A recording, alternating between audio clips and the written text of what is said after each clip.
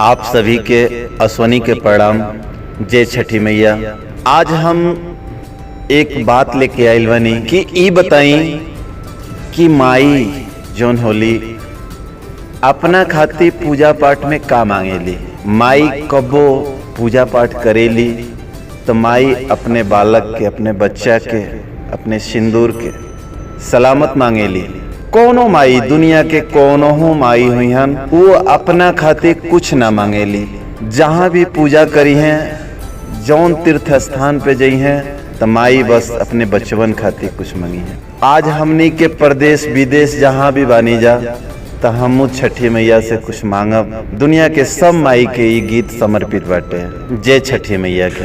गावे में बाड़ी मोरी मैया, छठी मैया तोहरे समान, छठी मैया तोहरे समान। करताड़ी छठी के बरतिया, मानी सब विधि और विधान, मानी सब विधि और विधान। फलवा दौरा से सजावेली, हरे फलवा दौरा से सजावेली। आज अपन अंगना दुआर, आज अपन अंगना दुआर। सरधा के दियावा जराई के, हर सरधा के दियावा जराई के। माई करे तो पे विश्वास, छठी मैया तोह पे विश्वास।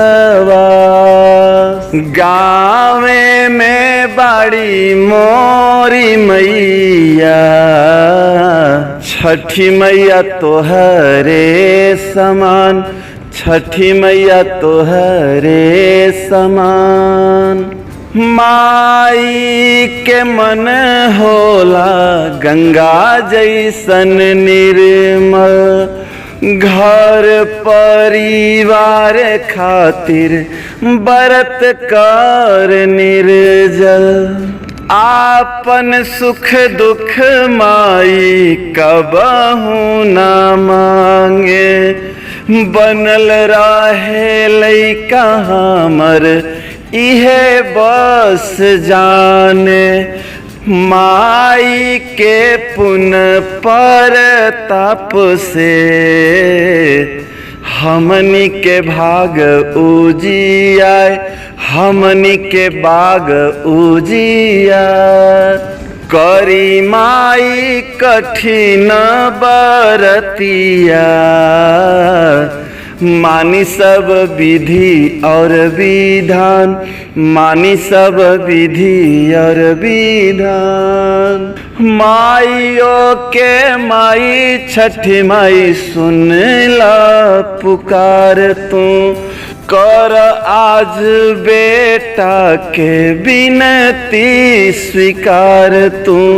हाथ जोड़ी तहरा के ध्यान धरतानी, आज अपना माई खातिर कुछ मांगतानी, आज अपना माई खातिर कुछ मांगतानी।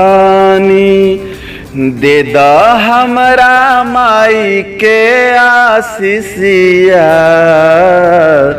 जैसे देलू दुनिया के दुलार, बन रहे माई हमार।